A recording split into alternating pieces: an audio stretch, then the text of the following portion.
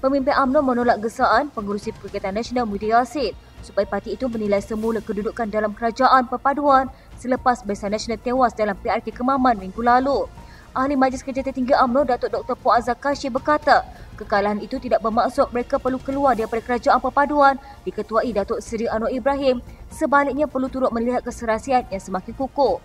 Tegasnya UMNO tidak akan mengikut jejak Bersatu keluar dari gabungan kerajaan selepas tewas pada PRK Tanjung Piai pada November 2019, 3 bulan sebelum langkah syaratan mengakibatkan pemerintahan Dr. Mahathir Mohamad di bawah Pakatan Harapan tumbang. Pada pilihan raya itu, calon Barisan Nasional Wee Sam menang dengan majoriti 15,086 undi, menewaskan calon Pakatan Harapan Karmaini Sardini dari Bersatu.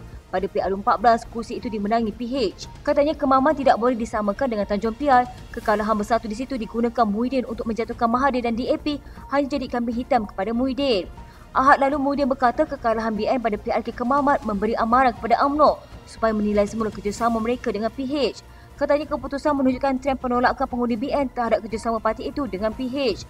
Pada PRK Kemaman, Menteri Besar Terengganu, Datuk Seri Ahmad Samsuri Mokhtar mewakili PAS menewaskan calon BN Jeneral Bersara Raja Effendi Raja Muhammad Nur dengan majoriti 37,220 undi.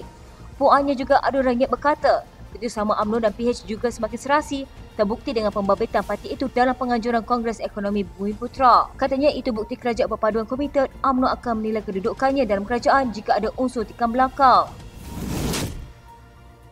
Kenyataan dibuat Muhyiddin Yassin bahawa Ahmad Samsuri Mokhtar sebagai calon Perdana Menteri Perikatan Nasional hanyalah sekadar cara pembangkang mahu melihat sokongan pengundi semasa pilihan raya kecil di Kemaman. Timbalan Presiden PAS Tuan Ibrahim Tuan Man bahkan berkata sebenarnya ada ramai tokoh PN yang berkemampuan diketengahkan untuk menjadi Perdana Menteri. Katanya perkara itu Ahmad Samsuri sebagai calon Perdana Menteri disebut Muhyiddin dalam kempen. Itu hasrat dia untuk melihat sokongan kepada PN sahaja. Soal siapa jadi Perdana Menteri, ramai dalam parti ada kemampuan, cuma peluang tidak pernah diberikan. Muhyiddin dalam sidang media pada 27 November lalu tidak menafikan pencalonan Ahmad Samsuri dalam PRK Kemaman adalah langkah PM mengetengahkan Menteri Besar terbabit sebagai calon Perdana Menteri masa hadapan. Kata Presiden Bersatu itu, ia adalah langkah strategik gabungan terbabit sekaligus memberikan gambaran PM mempunyai ramai calon dan tokoh untuk diketengahkan. Kata Tuan Ibrahim, PAS memiliki ramai golongan profesional dan mempunyai kepakaran tertentu yang boleh diketengahkan sebagai pemimpin negara. Katanya siapa kenal Sanusi Makno sebelum ini, siapa kenal Samsuri sebelum ini. Tak ramai yang kenal sebab mereka tidak diberi peluang. PAS ada ramai lagi pimpinan yang hebat dan belum diberi peluang untuk menunjukkan kebolehan mereka. Dulu orang tengok PAS sebagai parti yang dianggotai ustaz sahaja, sekarang dah ramai profesional bersama kita. Sementara itu, ketika ditanya mengenai pembentangan Belanjawan Pahang 2024 oleh Menteri Besar Wang Rusdi Wan Ismail yang tidak menyebut secara spesifik berkaitan peruntukan untuk adun pembangkang, Tuan Ibrahim mengakui PN kecewa dengan tindakan tersebut. Katanya adun PN, isu tersebut sudah dijelaskan kepada kerajaan negeri berkali-kali dan difahami Wan Rusdi bahawa ia bukan untuk ahli politik, sebaliknya buat rakyat di kawasan masing-masing. Katanya kalau di kerajaan Pahang rasa bertanggungjawab, dia bagi. Kalau dia tak bagi, kita akan beroperasi seperti biasa. Pada masa sama, Tuan Ibrahim mengakui isu peruntukan kepada adun pembangkang tidak disentuh oleh wakil PN semasa membahaskan belanjawan tersebut. Katanya adun kita pun dalam perbahasan langsung tidak sentuh dah pasal peruntukan, mungkin sebab dah menyampah agaknya. Perdana Menteri Datuk Seri Anwar Ibrahim berkata rombakan kabinet perlu diadakan sekiranya prestasi jemaah menteri meleset atau jika terdapat keadaan yang menuntut ia dilaksanakan. Bagaimanapun beliau berkata tempoh masa setahun pentadbiran kerajaan perpaduan masih terlalu awal untuk membuat penilaian yang adil dan menteri-menteri perlu diberikan peluang untuk memperbaiki serta meningkatkan prestasi.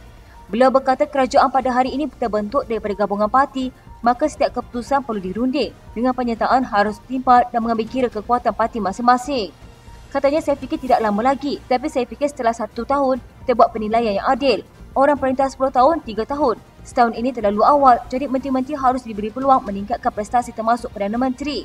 Kemudian kalau ada sedikit penyesuaian berdasarkan pengalaman kita setahun, kita akan lakukan termasuk menambah sekiranya perlu. Perdana Menteri pada masa sama menasihatkan jemaah menteri untuk tidak berasa selesa dengan prestasi yang telah dicapai kerajaan perpaduan sepanjang setahun mentadbir negara. Anwar berkata keselesaan kepada rakyat menjadi ukuran sebenar kepada pencapaian kerajaan yang harus sentiasa memberikan khidmat terbaik.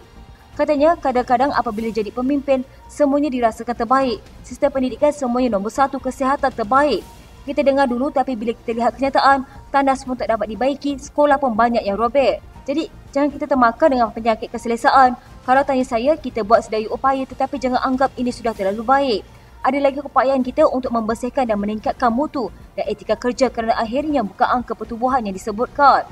Sementara itu, Anwar berkata kerajaan perlu memberikan tumpuan kepada aspek tata kelola bagi memastikan pentadbiran yang bersih daripada gejala rasuah dan salah guna kuasa. Beliau berkata aspek tata kelola tidak boleh diremehkan dan mana-mana negara yang mempunyai keupayaan tinggi sekalipun tidak mungkin mencapai tahap membanggakan sekiranya isu tata kelola tidak diselesaikan.